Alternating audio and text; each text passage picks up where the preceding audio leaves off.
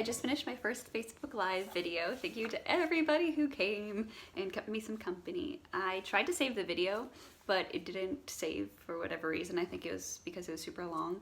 It was about 40 minutes. And so I just wanted to compile the questions that I got so people could reference it later and try to remember what I said, although some of the other gems might be lost. The first question I got is, what are my music recommendations?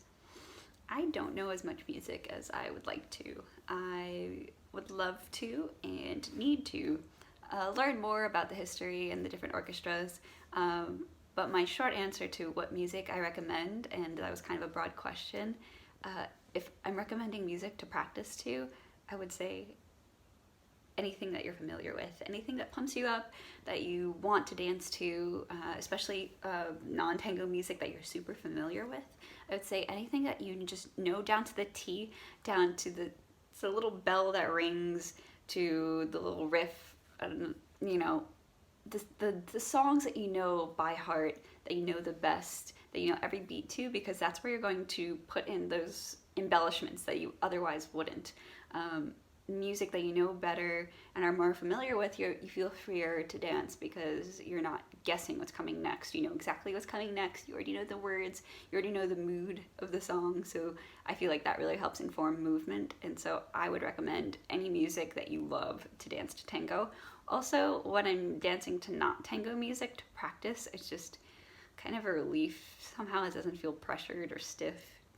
I, of course, do like practicing in specific times to tango music, but if I'm just practicing technique or stretching or doing exercises or just playing around, often it's not to tango music. It's just music that I like to dance to, that I feel familiar with, and that pumps me up and gets me wanting to dance. What is the most frequent thing you practice on your own? So I would say that something that I have to work really hard on is my flexibility. The amazing thing about tango is that you don't need to be flexible.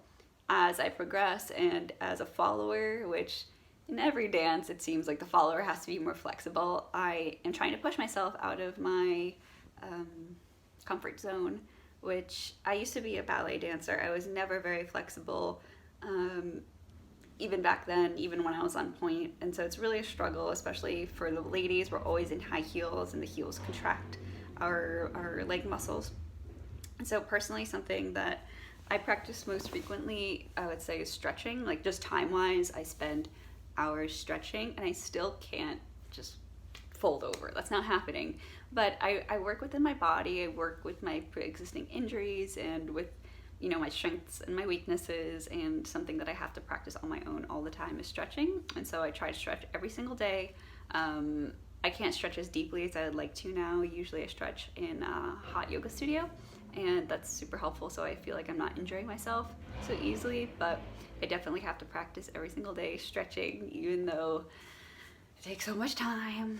It does take a lot of time, and there's no shortcuts.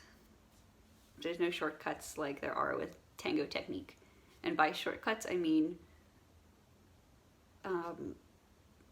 thoughtful studying. With tango technique, you can be very thoughtful and aware and slow down and think, okay, if I do this, then this occurs. Or you can do the same thing 20 times without thinking about it. One's going to take you a lot more time, but if you just slow down and think about it for 2 seconds, often you'll find a correct answer. But with stretching, there's just no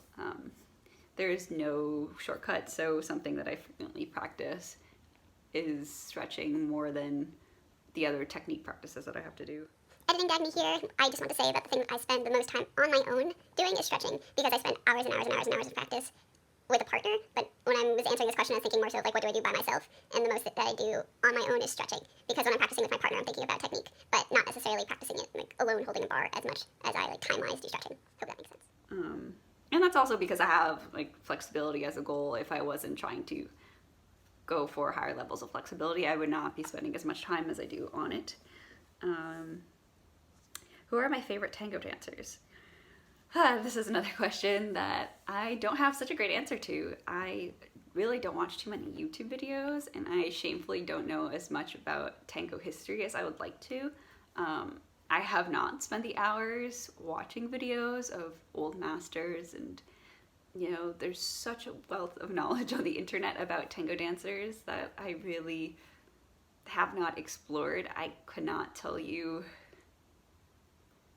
who mostly influences me because I haven't spent a lot of time really watching tango videos. So I guess the dancers that are my favorite are, you know, like people that I am aware of. In New York, tango teachers Adam and Chico. Anais Haven was my first teacher. She provided the foundation for my dancing. And then I worked a lot with Tomas Corbalán. He's definitely one of my favorite people to dance with.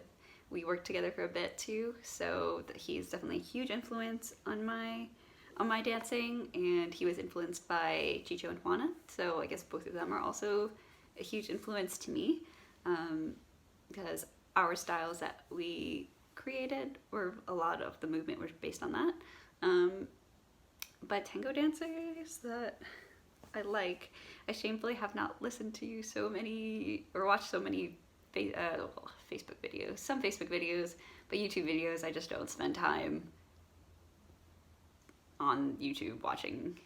I spend a lot of time on YouTube watching like productivity videos and cooking videos, but not so much tango videos. Honestly, I would just rather practice on my own technique than watch somebody else's for extended periods of time. There is value in watching other technique to learn and to get inspiration, but I think if we start to spend so many hours watching somebody else, we're not practicing for ourselves. And self-study is amazing. I had a really fluffy sweater on before, so I got a very cozy vibe comment. And that was it for the questions. Some of the other major points that I brought up were related to like tango right now because it's quarantine. We're in quarantine from the COVID situation. I feel a lot of anxiety around tango right now. I haven't listened to tango music, except I went to 1.5 virtual milongas, and that was to mostly hang out with my friends, because right now listening to tango music gives me anxiety since I can't dance, and dancing is such an important part of my life that not being able to do it is actually a stressor, which is kind of funny because you would think that right now I'm a tango teacher, I should be dancing and practicing a lot.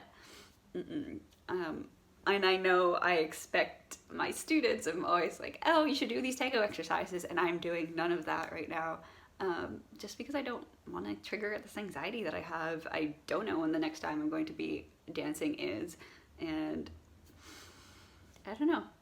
It's kind of a weird feeling. I don't know if anybody else is experiencing that too, but if you are, I'm here to say you can just sleep and not worry about tango right now. Tango is not the entire world.